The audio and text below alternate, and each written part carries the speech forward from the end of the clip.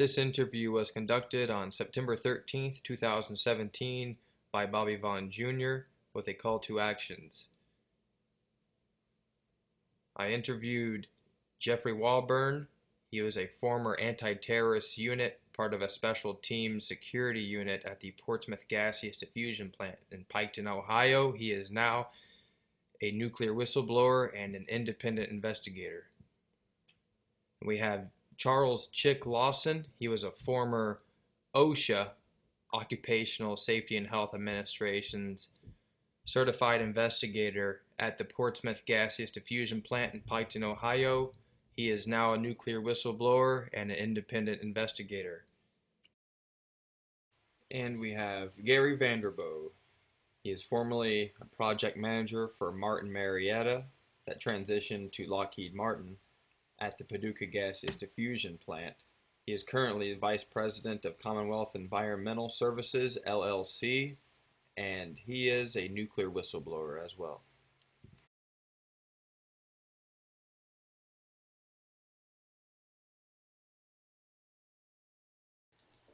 Greetings, everyone. I am Bobby Vaughn Jr. with a call to actions. Today is September 13th, 2017, and today we are with Jeff Wahlberg, Charles Chick Lawson, and Gary Vanderboe, prominent nuclear whistleblowers. And today we'll be exposing by providing documented evidence that hundreds of thousands and possibly millions of individuals and families were unknowingly exposed to plutonium and other transuranics. So if you guys would like to introduce yourself and get it going. My name is Jeff Wahlberg. I was a security SWAT anti-terrorism at Piketon, worked there for 31 years. Councilman of the city of Portsmouth, served as vice mayor for 2 years. I've testified in front of the United States Senate Committee on Governmental Affairs in 2000, which bid the government to give benefits to the EEOICPA. I've testified in front of the Health and Human Services. Mr. Lawson and I have been interviewed by Ralph Nader, and of course your organization, which prompted Nader to take a look at us. That's all I have. Charles Chick Lawson. Chick is my legal alias that I go by. I also worked at the plant for 15 years. I was hired in out of the Air Force to work with the anti-terrorist unit. I was the safety officer at the plant for the police department there. And I was also the plant's OSHA certified investigator. They sent me to OSHA school to get me completely certified.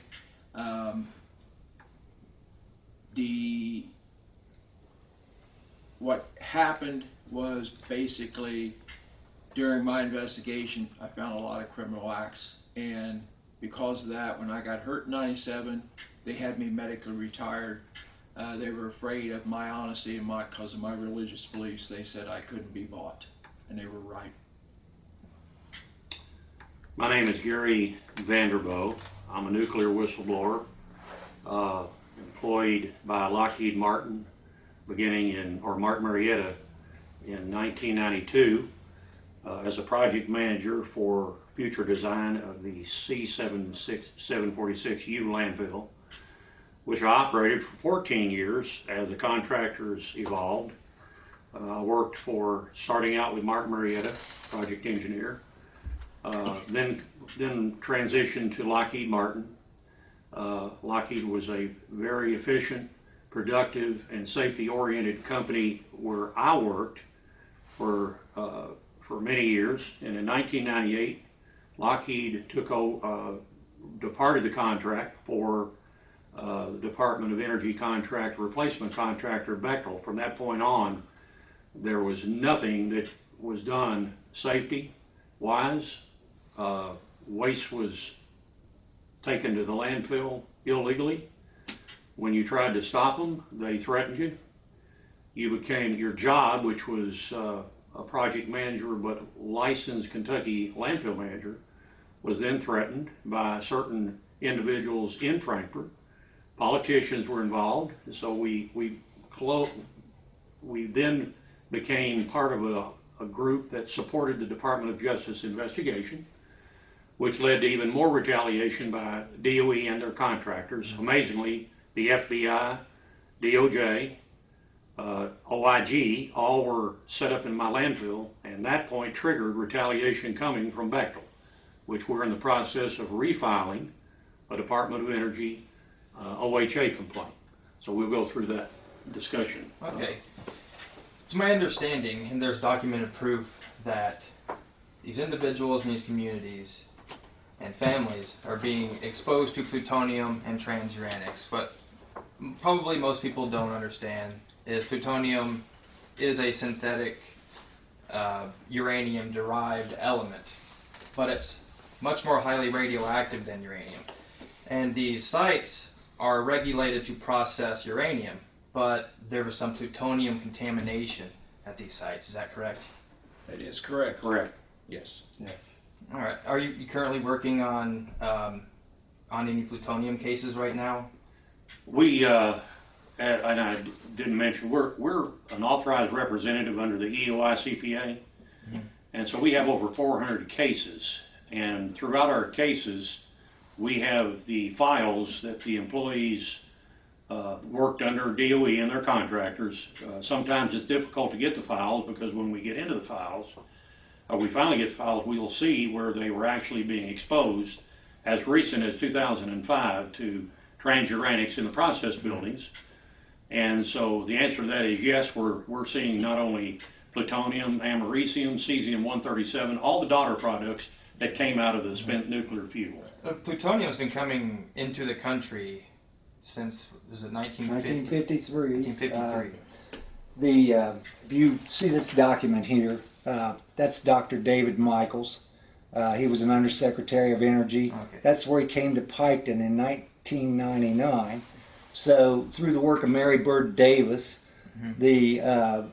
she's prominent to investigate, and there's some surrogates of hers that's worked with her. I believe Vina Colley is a person that worked with her as a spokesperson for some of the things that Mary Bird Davis had found. Dr. David Michaels, who is now Undersecretary of the Department of Labor, which in my opinion and to my estimation is an interlocking directorate. He come out of DOE, now is in the DOL, and with what he knew in the DOE, it shouldn't be hard to get benefits at Piketon. But it has become increasingly hard, even though he admitted in the 1999 Comfort Inn hearing meetings at Piketon with DOE, presiding was Senator Voinovich, Senator DeWine, and Congressman Strickland. He admitted that there were cancers linked to this plutonium that had been there since 1953. So we have letters from C.A. Romaine, who was a union rep for the OCAW in 1957. Well, they're saying our guys are getting sick. Many are sick. We're getting cancer of the brain. And you think 57, here's Khrushchev hitting his shoe on the table saying they're going to bury us. Well, they got quiet, but they got quiet because they had done something to sacrifice American nuclear workers already for no good reason by contaminating our system with plutonium. And if it was there, it's still there. That's right. As Gary has said, it was at Paducah. We've got proof of that. We've got proof of the tonnage that they brought in. And they sent their material as feed, plus we got it from Hanford and other places throughout the country. If it was there, it's still there.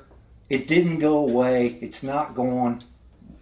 So I'm quoting Dr. David Menuda. And he was a chief scientist at the Chief Portsmouth scientist, PhD in nuclear chemistry. He said, then if they've been exposed to plutonium, that's a whole different thing. You're getting uranium exposure and plutonium exposure, and we want to know why the site matrices that EOI-CPA has come up with doesn't reflect these documents. And I just showed you a document here. They went through and characterized every chemical on the plant that might hurt you, and bird droppings was the only thing they decided would give you lung cancer, not plutonium. And it's been there since '53. Now, can I make a note with what he just said? The other thing, when they talked Piketon, Ohio, we enriched to 97%. We actually went as high as 98% a few times. But then they started holding it at 97. And when we talk about, you got to think about mass balance. In that 97% assay, you're talking a 5-inch cylinder that's roughly 110 pounds in weight with the material inside. That is not all U-235. And that's what people fail to understand. They're saying, oh, that's U-235, 97%. Well, you also had U-234. And with the U-234, you're looking, and depending on whose textbook you're looking at, it's 3,000 to 10,000 times more radioactive than the U-235. Now the point is, everything was kept on 24 inches centers to keep it from having a criticality. But what was happening because of the U-234, we were having what DOE, the code word was slow cooker, which actually meant a subcritical reaction. That subcritical reaction was throwing out massive amounts of gamma and neutron radiation. Hence, I actually saw the records before they were destroyed for the police department. I had to get all the officers but 3 signed the releases. We were getting between 6.8 to 12 rem a year. The legal limit is 5 rem or 5,000 millirem. We had one individual that actually hit 15 rem in 1 year. By the second quarter, we were over the 5 rem limit on radiation and weren't legally allowed to even be working there by the NRC and DOE guidelines. We were supposed to have been sent home, paid our full pay for one. You have to be away from it for 1 calendar year before you can come back to work. Hence is why they falsified all of our dosimeter badges. And the neutron doses, those are caused by, or the neutron from the reaction of from the U-234 and plutonium and others. U-234 and U-234. And those are uranium isotopes that are sought after by the nuclear enrichment process. Now, the neutron, and the easiest way, the fast neutron, when it hits your body, and here's where we were having the problems, where when it goes through, and this was discovered when AEC and DOE did studies on the Nagasaki, Hiroshima victims from World War II in Japan. The neutron, as it passes through your body, every chromosome it touches, it mutates it. Now, the problem with that is that mutation can be carried to 4 generations. That's where you run into a big problem. Hence, if you look at the Gordon-Moe report, and we've got 2 factions here that are being treated differently. You've got Department of Defense, DOD, Department of Energy. Jeff and I and Gary, we all work for Department of Energy. Okay, I started out under Goodyear Atomic and went all the way up through Lockheed and USEC. With DOD, the SST drivers, they hauled the 97% that we made in the SST trucks to the facilities that were using that for the warhead material. Okay, now we had people born, their kids were born with neuroblastoma. We had kids born with missing ears. One friend of ours, Down syndrome. His daughter was born, if you can imagine, a newborn child, no eyes, no nose, no mouth, no ears. She lived for almost 18 months. She had 2 holes where the nose was supposed to be. That is a symptom of neutron mutated genes being passed on. My son was born with a mass in the center of his brain. He is not covered under EEOI-CPA, which I think is wrong. Now, let's look at DOD. The DOD SST drivers, they thought they were going to mutiny. So they literally, and we've got that report, they gave them full medical coverage, no questions asked, gave them a 20-year retirement, and the medical coverage is for them for the rest of their life, and any child born to them while they worked. My kids, my daughter's got a mass in her nervous system. It's hard for people to touch her. My son's got a mass in his brain. And I will say, praise God, it has not turned cancerous. But every 6 months, he has to have an MRI to get checked to see if it's growing. We have to pay for that. Now, why did DOD, their workers, get free medical for them and their children? We don't get that. And we are having to fight, as Gary can tell you, for every benefit that we have to get. We have to fight for it. We have to go for adjudication officer, a judge, to get this, get them to do the right thing. We shouldn't have to do that. No, you shouldn't. It should be part of the DOE workers. Yes. Part of their kit. And just like with this oxygen, I've got beryllium disease, okay? And they've told me I'm terminal, okay? It is what it is. The problem I have is when they turn me down and I go and ask, why was I turned down for beryllium? And the person looks at me and laughs and says, well, you know what? You're just not sick enough yet. And I said, the doctor says I'm terminal, but you say I'm not sick enough. Was it because you were a DOE rather than DOD? Because I am DOE and I've been a whistleblower and I have been a very big thorn in their side, and I am actively trying to put people in prison for the criminal acts that they have committed. You've got to know this, Bobby, and Chick will tell you, we've got copies of it.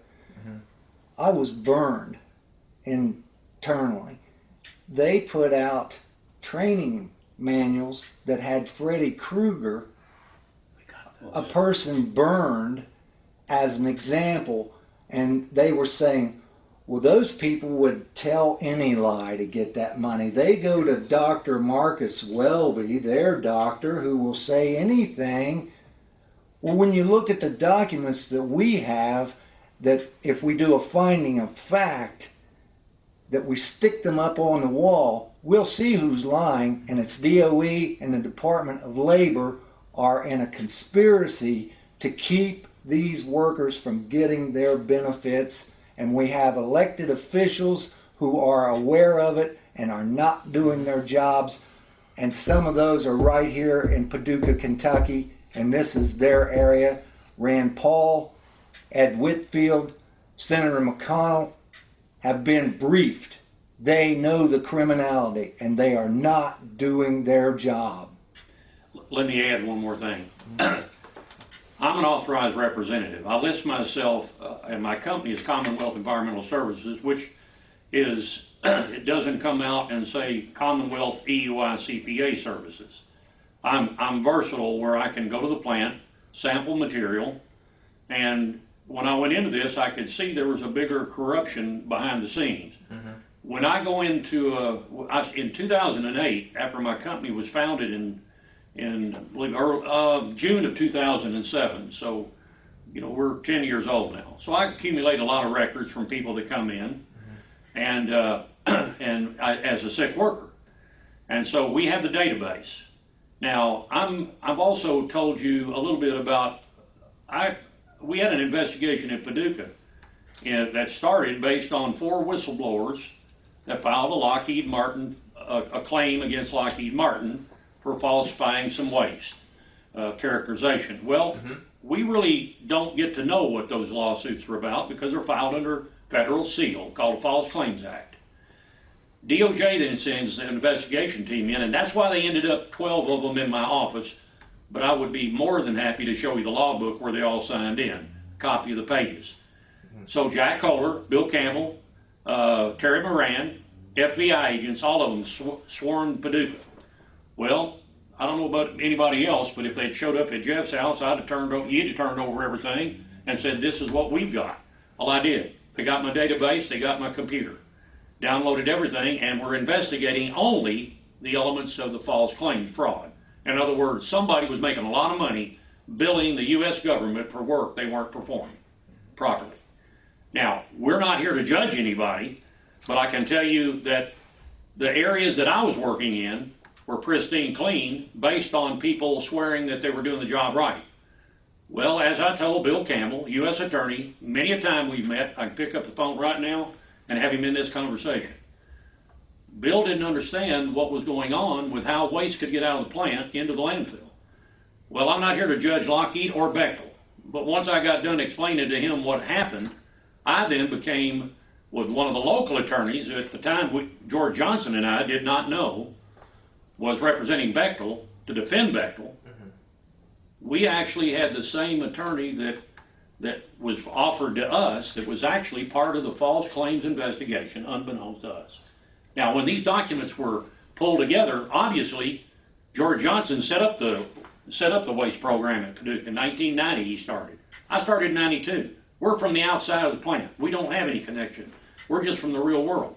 What George, and he's sick, he's got the flu today, I'd love to have him with us. And we'll talk some other time with George. What George found out before I got there 2 years later was that people really weren't doing anything they were saying. So in other words, you got all the paperwork, fellas, and everybody had these little protocols, and everybody signed off on procedures. You changed the procedure, but guess what was happening? They weren't applying the technology. And when you don't know how to apply the technology, you're wasting your time. And you can say, well, you've got plutonium from France, as we see in this one document that Senator McConnell knew about. You can see all of these things that are leading up to how in the world did we come up with a sick worker program that didn't incorporate all the investigative issues of the Department of Justice, FBI. Now, you see the root cause of the problem, and it's number one. There's 3 letters, D-O-E. DOE is the king, but then you have to look at who's controlling the king. And we did the reverse engineering aspects of it, and we identified my protector, Kentucky Senator Mitch McConnell. That's how I became. So he is the kingpin of the United States, of the fraud in the nuclear worker program.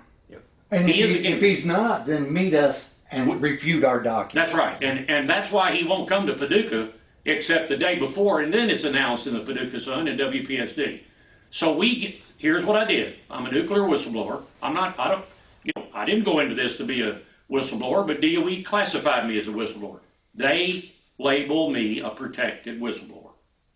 When they labeled me that, it was Mr. Rufus Smith in Oak Ridge. By that time, Mr. Senator McConnell and DOE had already decided to move everything from Oak Ridge that Paducah-Portsmouth had right up there to Lexington and set up their own big program. Bill Murphy, right out of Rocky Flats. There's our brothers at Rocky Flats. Oh, yeah. We're now bringing all the Rocky Flats whistleblowers together. It's just not Paducah and Portsmouth. And by doing so, we expose how in the world did we get to this level of a program that I have to represent 400 workers that have been denied their benefits when I'm looking and seeing that they were working in the cylinder yards. They were a contractor by Alberisi, working inside the buildings in 2005 with no respirators, with the same radioactive dust they're breathing to this day. And it's not just one site. It's not just Paducah or Portsmouth no. or the Tropics. Hanford. This is a national case, Yeah. and the common denominator here is that they were overseen by the Department of Energy. Yes, Department and of they're Energy contractors for big money. Now, let me explain the contractor change. And I will go on record. I know Jeff has had his experience. They're all DOE contractors. One of the best contractors I worked for here, for what I did, was Lockheed Martin, ironically, as they took over in 92 and 93 from Martin Marietta. And at the Paducah plant, we had specific goals, and it's called a management and operations contractor. I'll remember the time frame, Jeff, because at that time frame, we had Lockheed Martin just coming on, but your incident occurred at what point in time? In 1994? In 94, but you got to know that Lockheed was vying for control of all the privatized nuclear, which ultimately USEC got, but they gave DOE $2 billion for all of our assay material. the OIG, acting OIG, Gregory Friedman, got his job. The NRC, who promulgated a letter between DOE and NRC to say, no, I'm in charge, no, you're in charge, no, I'm in charge, goes to Ralph Nader's lawsuit in 1998 that he filed prior to the privatization on safety, and perjures, and we can prove that they perjured, that they knew, and Doe sitting in the wings allowing them to tell this, who knew better, who is in regulatory oversight. We have the letter. They're in lockstep. They're in yoke, whatever you want to call it. They're sitting back, allowing them to lie to Ralph Nader about the problems that they had intimate knowledge of. J.Dale Jackson, OIG of DOE, they have acted criminally. They have acted criminally. Gregory Friedman has acted criminally. We have insiders from the OIG, Yvette Milan, that I took notes, and I have all the interacting letters from Gregory Friedman telling every elected official from Strickland, Schmidt, Voinovich, Brown, start naming them, Bunning, Rand Paul, that there was no problem, but all it is a cover-up by Gregory Friedman. Yvette Milan says in her notes, and I took notes and not times, dates, names, it looks like a cover-up took place in the OIG. Our lawyers have looked at this, and I've got the documents, and it's a problem for us. It's a problem for us. Well, the problem was they wasn't going to get their $2 billion. The Gregory Friedman wasn't going to get his OIG job, and then they were going to have to pay the workers who they had fouled. The SEC was going to have to pull back the stock they had let that USEC should have never gotten to begin with. But then we, segueing forward, we prove all this to Rand Paul, Portman, Brown, and Manchin's people at a meeting. And the next thing you know, Senator Paul, and I've got the emails, I've got all the documents where they signed into the meeting, what dossiers we gave them to informationalize them. I've got emails back and forth. And the next thing you know, they jump into bed with USEC in the middle of a bankruptcy and give Daniel Poneman 30 days to give them $750 million worth of public property in the middle of a bankruptcy. And then saying, well, there's no foul. They raised red flags everywhere. They threw the workers of Paducah under the bus. Yes. And propped up USEC. Well, let me come in real quick. There existed and probably still exists an inter-site project known as the Paducah-Portsmouth project. Yes. That's correct? Yeah. So, and they're both enrichment facilities. Yes. Very similar. Yes. So, what's the current state of these sites right now? Ours is in D&D. It's being same disrupted. Mm-hmm. And I told Gary this. It's funny, and I'll make this short, but the first thing they did was promise us a nuclear power station. And then they bait and switched it to a waste cell. Mm-hmm. And now same blueprint was the offered Kentucky people, and the day they signed it, there was a earthquake in Bard that I went up near 5 on the Richter scale. Yeah. And they're going to put a nuclear power station here. And haven't they learned the lessons of Fukushima and San Onofre and all these other sites? Why would you put a nuclear power station here?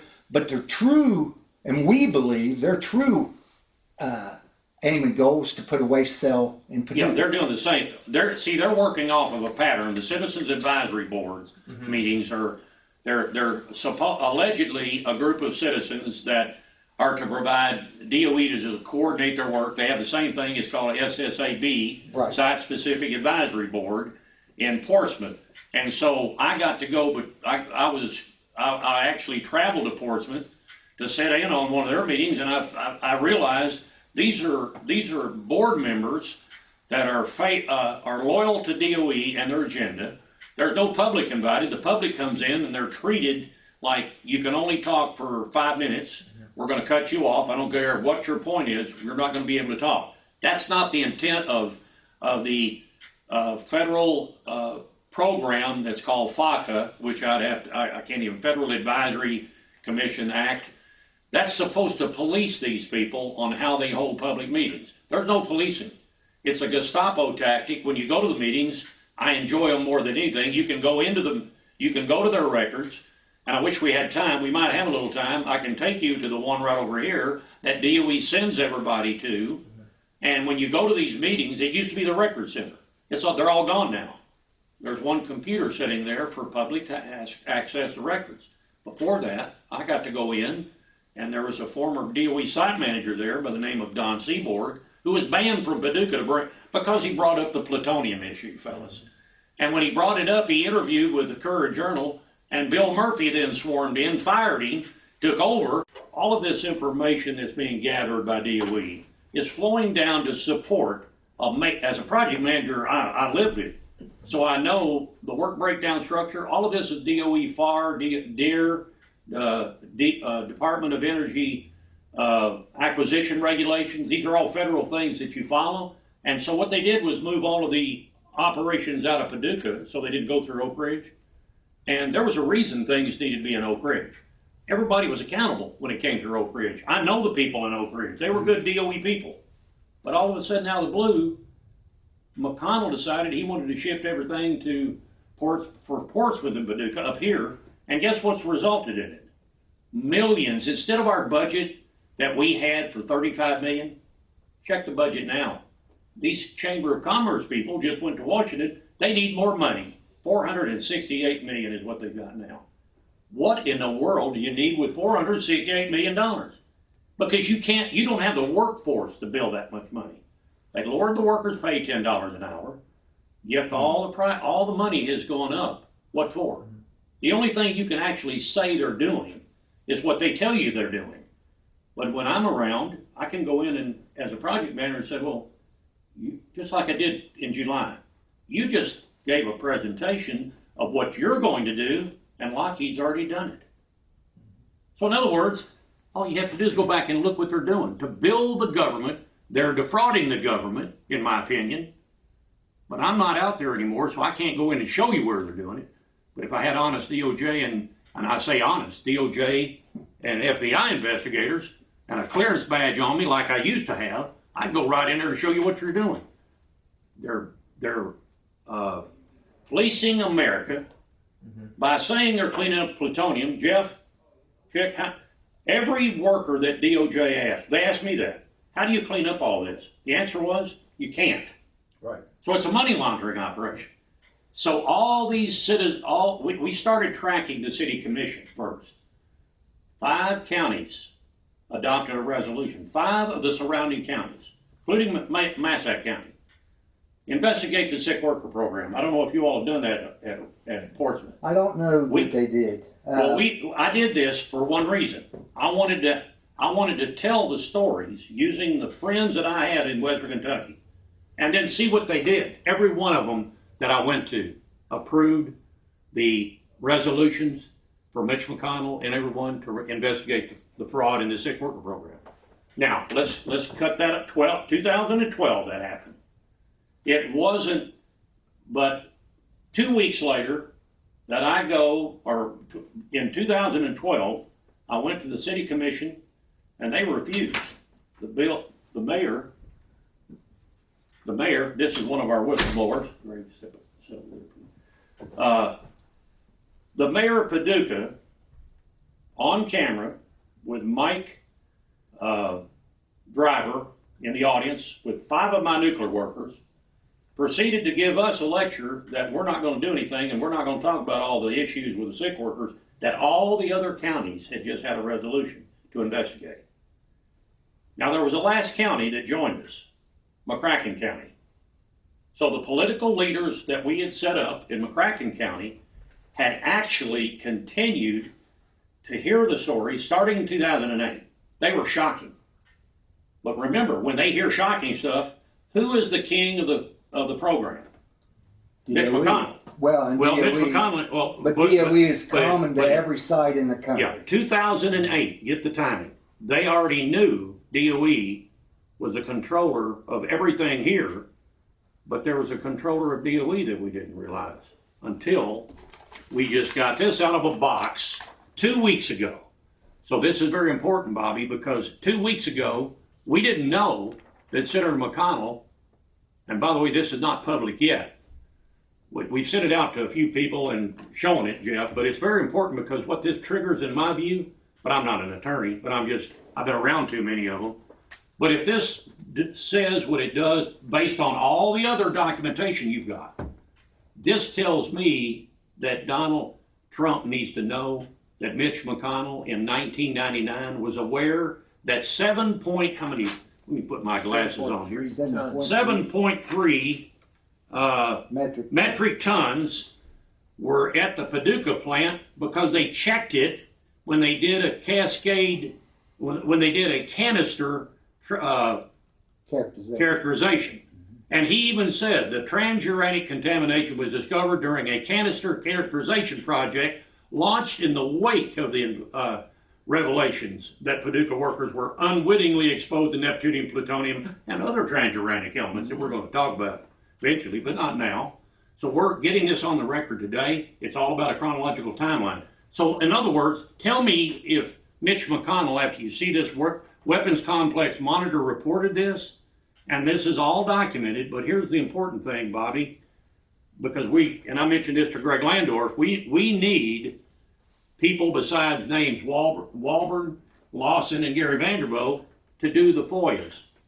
Exactly. And we don't want to tip our hand, because guess what's in the record? Mitch McConnell, knowing before a testimony at the Senate Energy and Water Development Appropriations Subcommittee, and he got in an argument of Magwood was responding to inquiries made by a reporter after a brief exchange between him and Senator Mitch McConnell, Republican of Kentucky.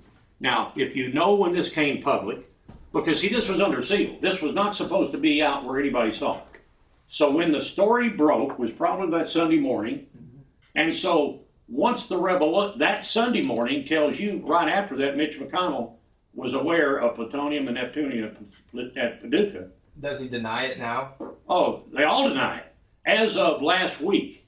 So there's some obvious crimes occurring. Well, there's already crimes that occurred, and they're figuring out how to make money off of it by keeping their mouth shut, because Mitch McConnell leads the whole thing. Donald Trump will not allow that, in my opinion. So with me knowing that, Bobby, let me say, I knew Donald Trump upset Hillary Clinton.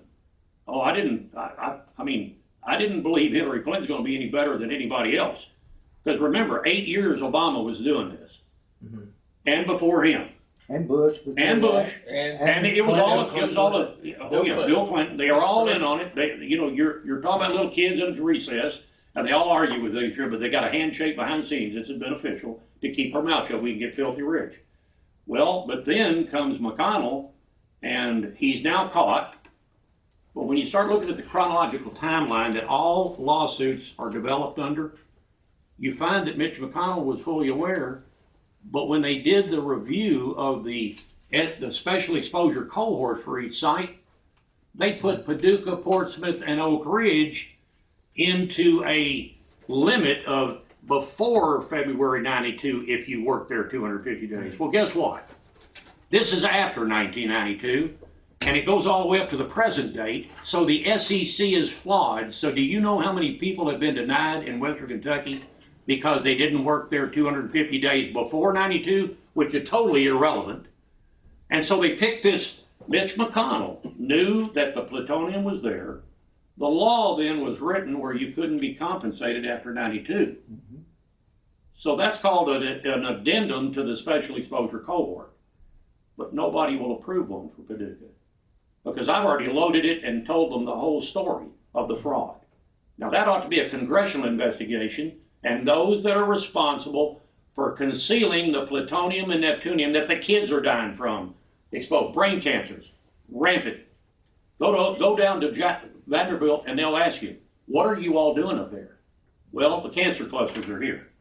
And Portsmouth. So they're off the chart. Prostate cancer, And And all the workers, the young workers, and even the older workers, they all prostate died. cancer was originally in there, and they took it out and said it was an old man's disease. Yeah, but Our men were dying Age from 36. it at 36 and 50. They weren't old men, and we had a cancer cluster of prostate cancer there that they didn't want to admit. But I've got 25 cancer claimants right now, and every one of them, when you held a hearing, except one employee. I got a question for you. Yeah.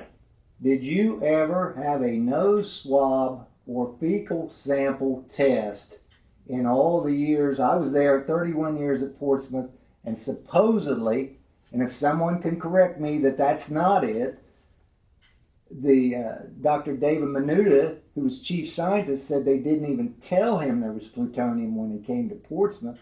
But I never had a nose swab or fecal sample taken, and I was there from 76 to 2007, and there's plutonium on site. Why am I not being checked for plutonium? Well, I can tell you right now. That's the only way to test for it. Yeah, and I was only there from June 20th, 1992 to 2006, April 23rd. Greg Landorf, who just walked in, and Greg, we're recording this for Bobby for I was there capture. from 75 to How many times do you have 2003. snow? How many times they do a swab? Never. Never. Now that means you can't tell whether you got exposed. But let me tell you a little story that I haven't shared with you. We had a contractor come in, working in the buildings, in the process buildings, under contract. When they gave him his sample bag, he took that sample bag and gave a fecal sample. Guess what our West Kim site manager did? He threw it away. When he brought it in, he made a joke out of it in the morning safety briefing. That contractor did the right thing. He came in, gave it, because he was exposed to the plutonium in the process buildings. Mm-hmm. Our contractor, Dan Watson, who was my prime retaliator, by the way, under West Kim, because Bechtel was telling them all, we got to get rid of Gary. But they didn't have they couldn't do it because it was hard to do because I was carrying the only landfill license in the state for the plant in the Kentucky permit. So they're struggling, but to make my point even more disturbing, that fecal sample was disposed of in a dumpster at Walmart. Yes. Goodness. Yeah. Now but that does let you in on something. Mm-hmm. Let's get Rick Perry to go through the plant, go through the cellar yard, go where Greg Landorf has been mainly more than I. Well, And let's see what his fecal sample showed. They took me from 410, 420 to the body counter to do a body count. And they wouldn't put me in the body counter. They said I was too hot. This is what we're dealing with, Bob. And they said, so I took, I don't know, 4 or 5 showers and all kinds of stuff, and they said I was still too hot to put me in the body counter. So Because it read such minute amounts that I was too hot to put in the body counter. Mm-hmm. We had an incident. They were bringing the body counter in up there for, at that time it was OCA Debbie, and then it became PACE. In vivo. The in vivo. Yeah. Okay. What we found out through Herman Potter and them, and Herman doesn't like for us to use his name. Let's use it. The in vivo was not correctly calibrated. So all the in vivos they were doing on us weren't really reading what we had. Explain the in vivo, because remember, first of all, you're saying body counter. If it's the public, they're going to say we're counting bodies, but No, the total body count. it's counting the radiation that you have absorbed inside. that is emitting out of your body. Yes. So if you're standing next to somebody that is perfectly clean, what's that going to do to your body? You're exuding, the materials are decaying out of your body and coming out and hitting anything outside the body.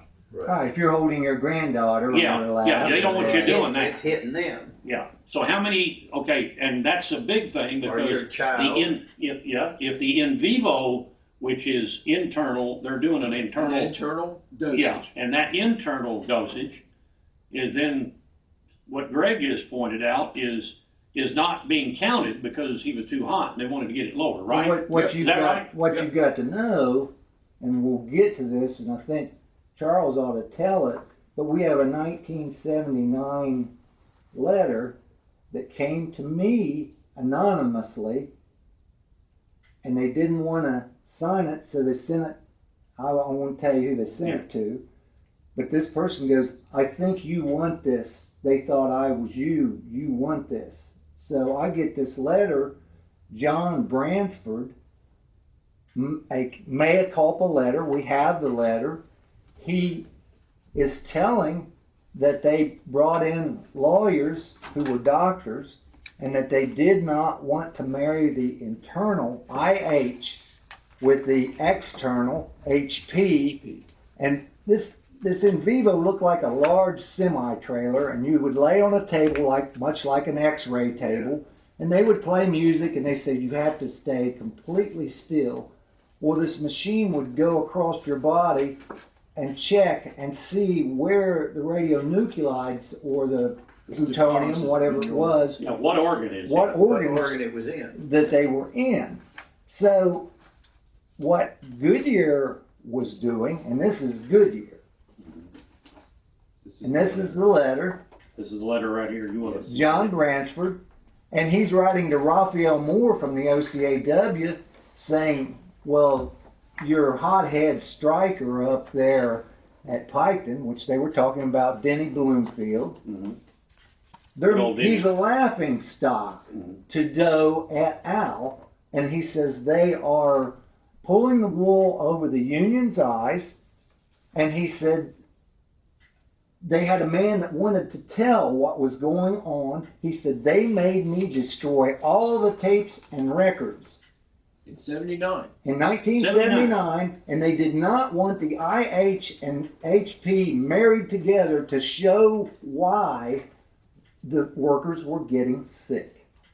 This is the Raphael Moore letter explaining about separating the IH and HP so the dose records will be less than what they would have been. And also, when the Kennedy Commission in this letter, they had him go up and speak. Bransford did, and he states in here he wasn't totally honest with Senator Kennedy, which I contacted Senator Kennedy when we got this and spoke with him about it, and his exact words is, I am very pissed off. That's a quote. He was dying of brain cancer at the time, and he says, I will try to help you, but I don't think I'm going to be able to because of my health. Okay, 1979. Pilot plant, Huntington, West Virginia. Inco. It was a nickel processing plant. They made nickel. They used it in restaurants. They used it on car bumpers. They had, the pilot was also part of that section of Inco where they called it pilot plant. These are those exhibits. These are all together. Here's the other part. There's two different dates on these, and I'll explain those. They're unencumbered. They come from a West Virginia state legislator. They are unencumbered. They have no mark, no redaction. They are not classified. These were got through a FOIA. They were cleared. We brought these up in Piketon at public meetings. I was told I could not discuss it because it was classified. The problem they had, there was a material called barrier that they used in the process. I won't discuss that because it's classified. But it had a high content of nickel in it. They would destroy this barrier, put it in 55-gallon drums. It's set in thousands of these drums, not only at Portsmouth, but at Paducah and at Oak Ridge. And someone said, hey, that's nickel. That can be reprocessed. We can make money off of that. There was a very serious problem with the nickel. The nickel was radioactive. Now, this was a windfall for Inco, so they thought. Okay, so they get this stuff, they're melting it down. It's coming from Paducah, it's coming from Oak Ridge, it's coming from Portsmouth. They're melting it down. People are getting sick. And they said, what's going on here? Well, we don't know. What was in it? Well, it was just nickel. They didn't tell them it was radioactive. And they did not go through the steps or the processes to test it for radiation either. They didn't. Plutonium. Remember, DOE is a regulator. What people don't, and they fail to realize, DOE is a perpetrator. And I am saying that point blank. They are a perpetrator, not a regulator. Because that material should have never been sent up there. Now, because of the Manhattan Project, I think they were trying to blame some of the problems of the people getting sick on this. So DOE says, well, tell you what, we need to dismantle that project, that building anyway, because it was highly contaminated. And they said, well, what's it contaminated with? Well, it's just got a little bit of residual. There's some real bad radiation, and that's the way they discussed it in this report. They didn't tell them that there was plutonium there. They didn't tell them that about the californium, neptunium, and the Tech-99 that was there. So they said, now, in '79, we had decontamination facilities at our plant, and we knew how to use the acids to remove the radiation off the surfaces, and that's what it takes. They told them that all they had to do was take soap and water, clean this with soap and water, and then they could either sell it, or if they wanted, they could bury it in Dietz Hollow in Huntington, West Virginia, a landfill. But they said some of that is really, really bad. That is so bad, we probably ought to ship that to Piketon, Ohio. They use 60, what we describe as coal bucket type trucks. It looks like a big long semi truck, and they haul coal in them. Yes. They used those and through populated areas. No covers. Open top. Open top. They dug a hole that we could have put 10 of my neighborhoods in. I was an eyewitness to that. He worked on that job. As was Paul Brogdon and Chester Davis. One of the biggest holes that I ever saw. They bring these trucks in, and they went south after they left. We'd watch them with the dust swirling out of them as they left. The guy had his window down, his arm out there, escorting these trucks to make sure they get out. But they go south down to Wakefield. So they're going back down through 23, and they're going back to Huntington, which is on 52, and they're going right through populated areas. They brought them in on train cars. But you've got to, everything we do, we have to do double or triple. And even though it's the truth, it never sticks. You've got the Bransford letter where not only are they harming the workers under Goodyear, they're bringing plutonium-laced material through populated areas of our neighborhoods and burying that. And that is the 5th plume at Piketon that they're talking about on the waste cell. And they don't want people to know. They said, well, we'll just get all the dirt off of the site. We won't get any dirt out off the site. And we'll just dig up all this dirt and we'll move that stuff. And if there would happen to be something there that is contaminated, we'll deal with that when we get to it. They know it's there. They know it's contaminated. They're trying to lie to the public. Mayor Bill Spencer up there, he believes it's just the possibility that the liner will leak, not what all they're mischaracterizing and putting into the liner. Do you think they were transporting this radioactive material in open coal trucks in order to disguise it, or to willingly and knowingly expose the population to it?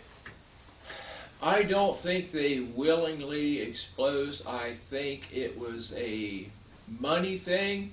They lied to the contractor. They did make the contractor aware of what plutonium and neptunium and transuranics were. And they told him, this is a company out of Cleveland, Ohio, a wrecking company. They come here with a ball and swing it and knock the buildings down. They said, wash it with soap and water, it's clean. But then they said, oh, by the way, you have to wear coveralls when you do this. And we're going to take your coveralls each week. We want you to put them in this drum with plastic bags. We're going to send them down to Piketon, Ohio to clean them for you. Then we'll send them back up. You weren't wearing a respirator. And reuse them. No respirators, not in the contract. Now, as a landfill man, let me tell you what you just told me as far as a waste description. your contract had a construction demolition debris aspect to it. That's one of the, it's supposed to be uncontaminated material that falls under construction debris, which is allowable to go into any lined landfill these days.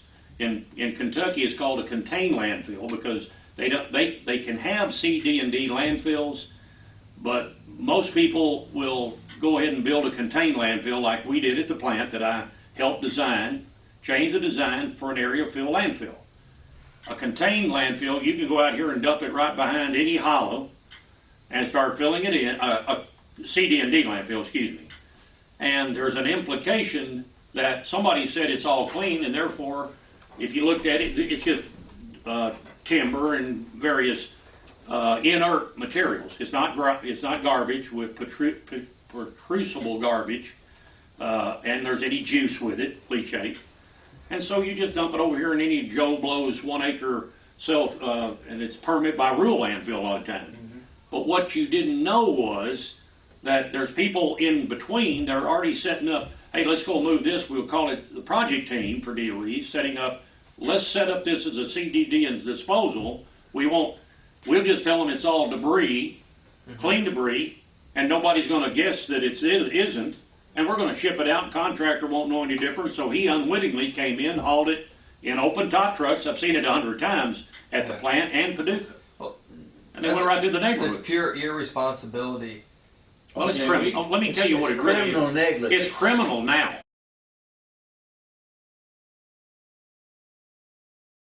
This exhibit is our letters to Maria Galante from the Ohio EPA telling them that there's a problem there.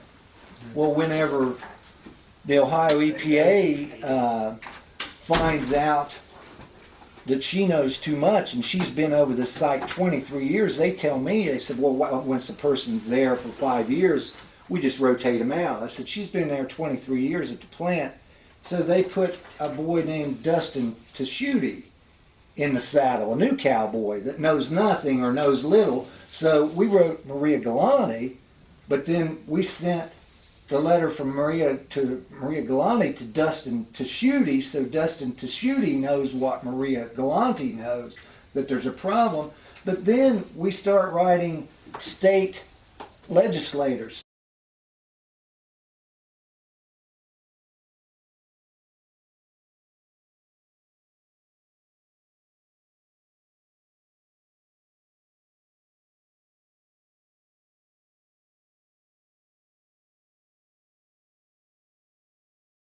They found plutonium 0.6 of a kilometer below the plant.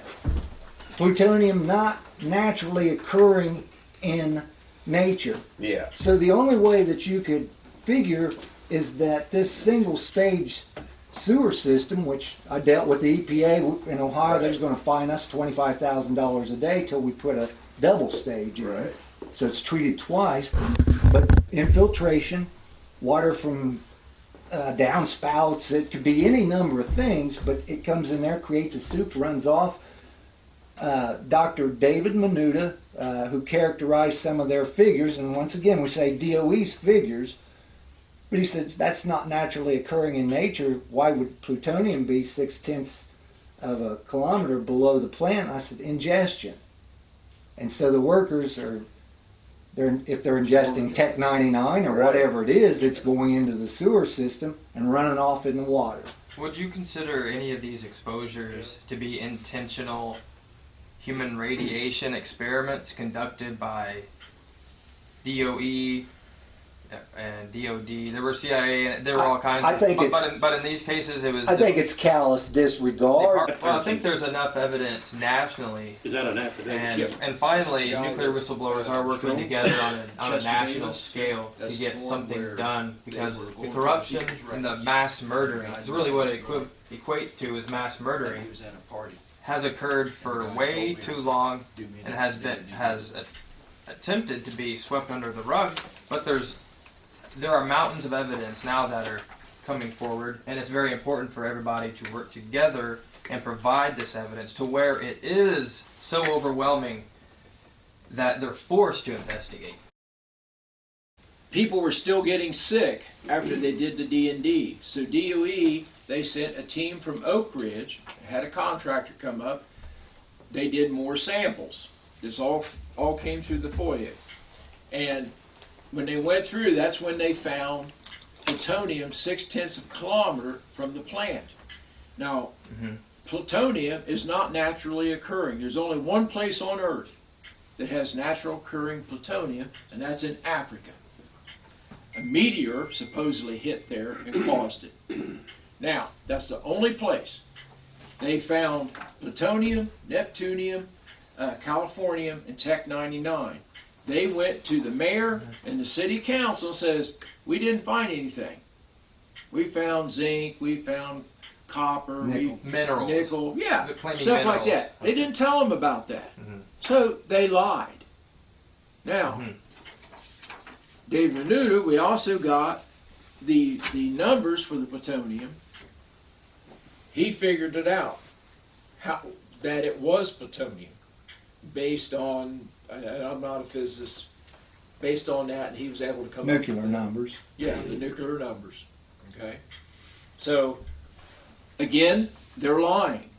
Now, the part of this is, one of the things they said, they're going to find us, and I forget, it's over $100,000 a day, they're going to find Huntington, West Virginia, for this Dietz Hollow landfill, because it's unlined.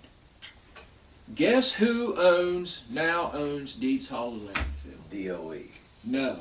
The mayor of Huntington, the guy that was sitting in the chair going all crazy while I was speaking. Family owned He it. bought that Family. afterwards? He married a woman, her dad owned it, she has now inherited it, and my comment to them was, Huntington shouldn't have to clean this up. No. DOE should have to clean it up. What's the profit off of owning a landfill? How can you gain monetarily by owning a People landfill? pay to dump their garbage there. Well, and let me give you the environmental, as a licensed landfill manager, number 1736, but we won't get into all that. Whenever you're owning a landfill, you've got big liability because you've got to comply with the law. But that liability only applies to you if somebody is really going to enforce the law. You follow me? So in other words, DOE can come in, offer you all kinds of incentives, and you can take waste, look the other way, and then conceal all of this. And just as I accepted waste for Lockheed project managers, my coworkers, where they filled out their waste form and said this is all acceptable material, signed their a radiation technician signed off, the landfill technician or the landfill compliance person signed it. Don't work for me. So they give me a document that all this documentation is accurate. Well, the problem with that is apparently some of them, let's just say for politically correctness here, apparently were a little confused of the procedure, which is bullshit. Well, They knew some it. of them just out and out lied. That's what I'm getting at. So they knew the requirements. Let me give you an example. My son-in-law was HP tech at the plant. He quit recently. Now, say what an HP, that's a health physicist. Physics technician to characterize his waste. And what, scanning it with a wand. Scanning it with Geiger counters and, Okay.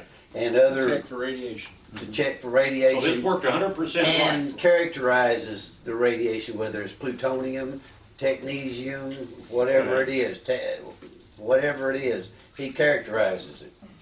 What it is, the amount of it, how much it is, whatever. Then he takes his information, hands it to the generator, Right. develops a package Develops for a package landfill. and tells them what it is, where it can go, who can handle it, and how they can have to handle it, and then the crew comes in and who can come in and handle it, what Right. PPO or what Yeah. what equipment they have to wear to handle Personal it, protective Yeah. equipment, PPE. PPE. PPE, all that. He's the one that has to say what That it brings is. up a very interesting story. He quit because today, not 20 years ago, 30 years ago, 40 years ago, today, they're not doing what they're supposed They're to do. mischaracterizing. They're it. mischaracterizing it out there today. An example at Portsmouth Gaseous Diffusion Plant is they kept 2 logbooks of the radiation doses, the dosimeter records, right? Right, and Yes. the sad part of it is, and Charles was there, when the CDC came in and the falsified or the hidden document hit the table, everyone reads it, everyone sees it, and then they have 4 peer review in Washington, and the falsified document is never mentioned. The criminal fact of the falsified document is never mentioned. And so then segue forth to 2015, Stephen K. Ehrenholz. They bring the same guy back. In 1990, the Tiger team did not go into 326.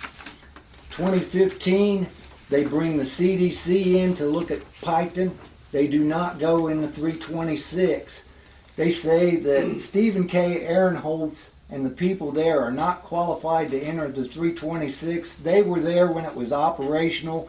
They refer to us as hillbillies. If they can teach us hillbillies to go in there in 6 months, they were there for 2 years. Why did they not fight to get into the 326 to characterize what was there? 30 times more the HF allowable by law.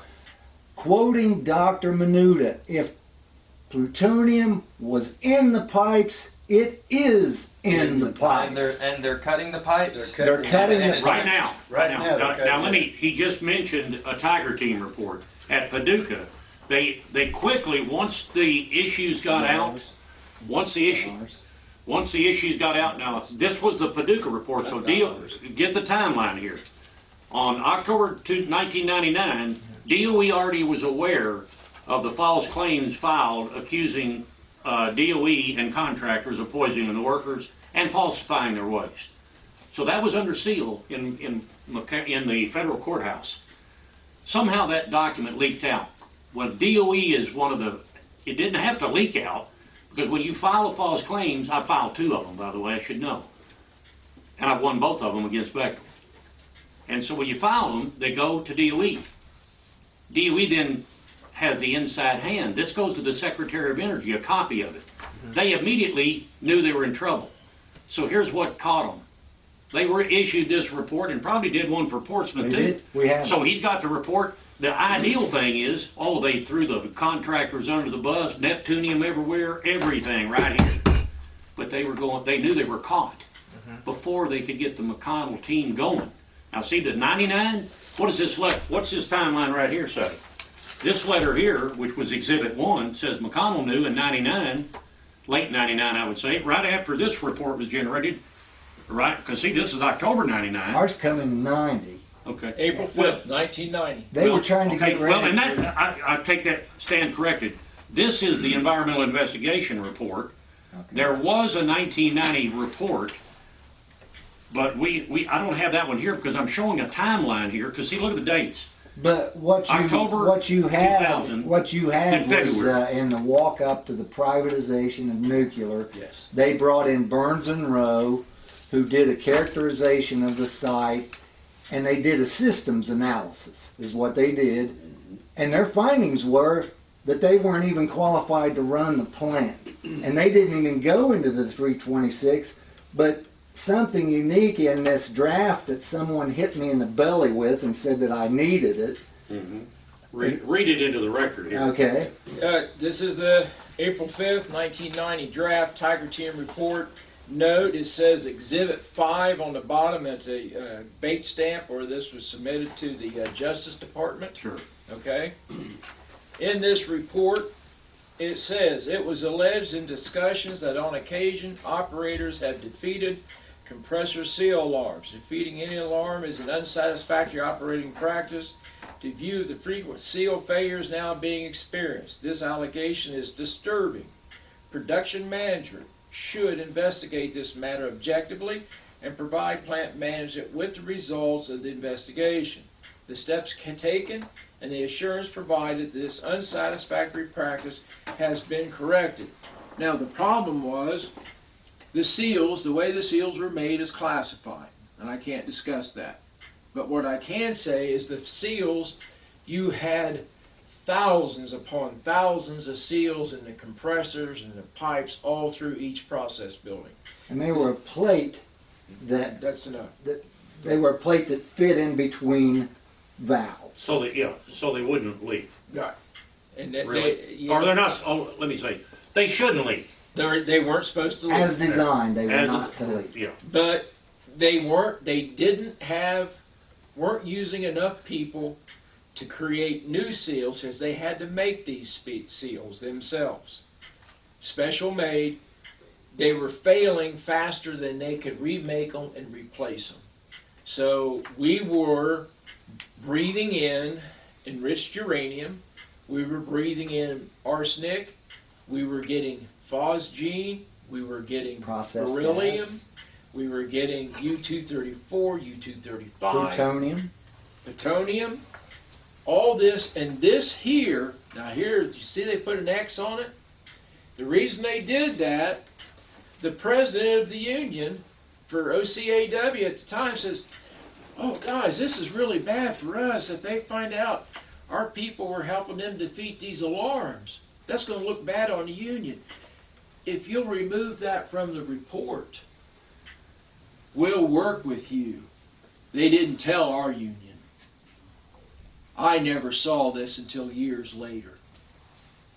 Someone hit me in the stomach with that report, but you look in there, everything, anytime they ask about the plant, they'll tell you as designed, as built, here's the way it should run.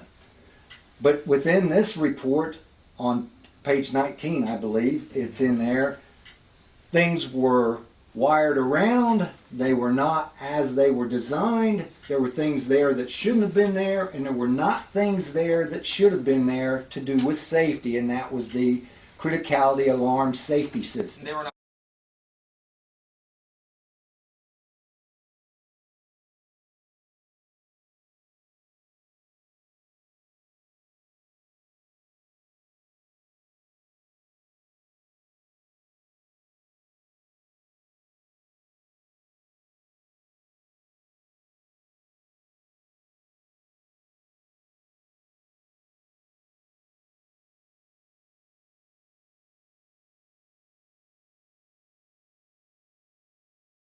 not willing to shut down the plant and cease operations for a certain amount of time to fix the problems. They weren't willing Or to to do that. respond to a criticality alarm. A lot of times we would hear that the alarms have been disabled in such and such area for testing, right, Greg? Yeah. Okay, well, testing for what?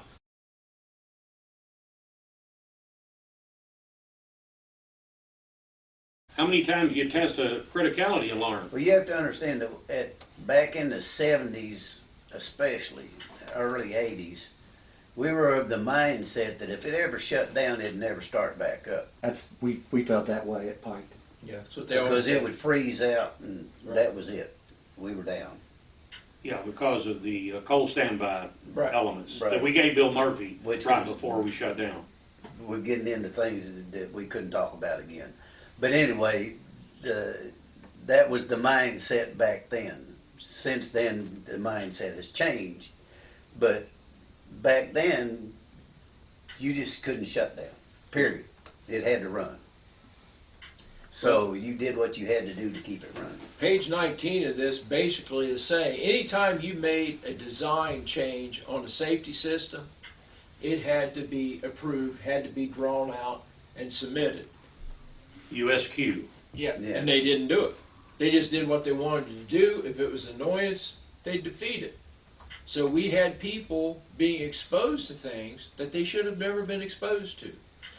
Myself, I had to work there because Jeff and I both worked in the vaults, in the vault areas, protecting the high assay. That's what we were hired for. And because of that, we were there 8, 12, 16 hours a day. Usually we would end up on a 12-hour shift. We might work 12-hour shifts for a year and a half, 2 years.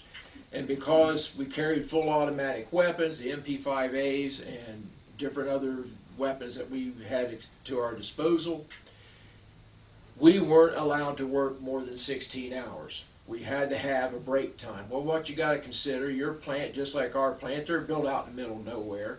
So it's not like your house is a mile away so you have driving time. By the time I would get home, if I got 4 hours sleep in a 24-hour period, I had to get up and go back to work. So what they would do, you work 12 hours one day, work 16 hours the next day, 12 hours the next day. You might do that 7 days a week. I've worked those kind of schedules 3-4 weeks in a row, never have a day off. So I'm getting this exposure. Now, I carried a gas mask with me. We had areas where you could go get fresh air even though we weren't trained to use it, we knew how to put it on if we push come to shove. But because the alarm wasn't going off, some of this stuff, you couldn't smell it, you couldn't taste it. Till you were being burnt by it. Yeah. Yeah, and then it's too late. You've got it in you. And that's one of the problems we got. Now, DOE, they're saying that all these plants are safe now. Well, when you look at this here, here's the Berry Cove port. They're talking about being 30 times more exposure. Well, they ran into plutonium when they were tearing down 420. Yeah. Mm-hmm. this is dated. Did you hear about it? Yeah, I heard about it, but most people didn't hear about it. And then, excuse me, but for the record, I got a text back over a county commissioner, and he went from the chamber meeting where McConnell and all of them got called. McConnell must have called them all to Washington so they could back him up and talk about how good the Chamber of Commerce is going to get more jobs in the area and more money for the plant. And then he flew to Anchorage. So Bill Bartleman is a Paducah Sun reporter, former, and now he's an employee. He's employed by the county as a county commissioner, yet he said there's no evidence of plutonium. Now, how does a county commissioner, former Paducah Sun reporter, and he supposedly knew, well, I've got pictures of him on my website, he knew what I was doing. I was explaining the contamination of not just Paducah, Portsmouth, everywhere it's coming in from Hanford to Paducah, Savannah River, those are admissions. It got here, and then all of a sudden, Bill Bartleman says over the weekend, there's no evidence that plutonium is at Paducah. And his son-in-law works out there. And and I knew I would find out who. So he knew when I was telling him. But let's go to 2015 after Yeah. the CDC. Yeah. This is now. Yeah. This is right now. They are 2 years. This says it's Department of Energy Human Services. It's signed to Mr. Barry Coe, Occupational Safety Health Manager, Floor B&W Portsmouth. Post Office Box 548, Piketon, Ohio. Attention, Barry Coe.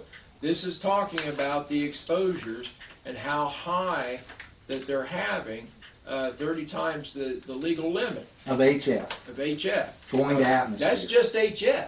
Yeah, that's not Now, talking about the contaminants. They're not also, and how this is happening, the pipes from our process system, especially in the 326 and the 330 building, which does have high assay. Now, so people need to understand, high assay isn't just 97% assay. It's 100%. It's 100%. Right, but let me make my point here. With anything that is 20% assay is considered weapons grade. Assay is. So Assay is the amount of enriched uranium in your mass spec group. Give them natural. Yeah. U-238. Yeah. U-238 is 0.711. So what he's saying is the weapons grade that you got to be careful, and you can't be putting you can't put all those weapons into this room. What would happen? Oh, we'd have a massive criticality. Yeah, They people couldn't don't even get understand. in to get us.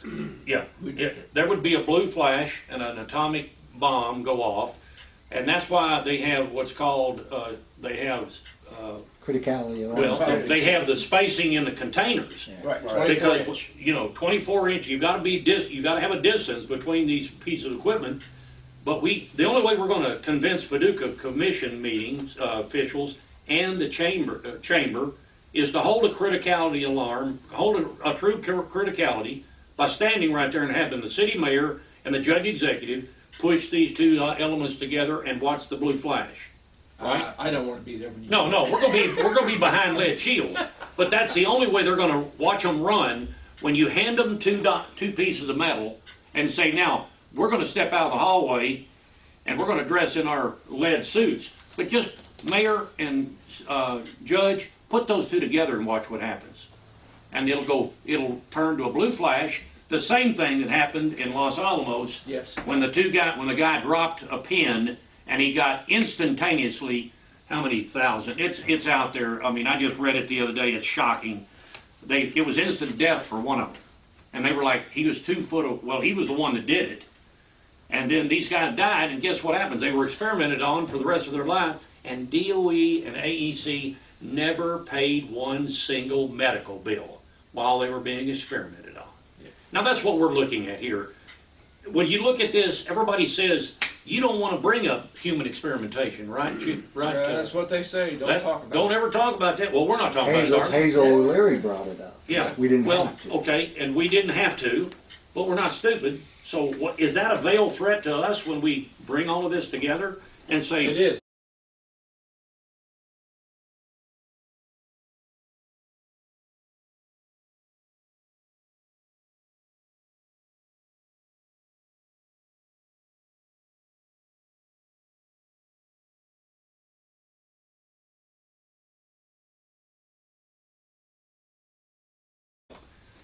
and this is so They've important been doing because human experimentation for 70 years. well, and let me explain to Bobby, and this is why when Jeff and Chick got involved with me, I had already been a whistleblower. I've already gone through the DOE and DOE whistleblower retaliation program. It's not a protection program.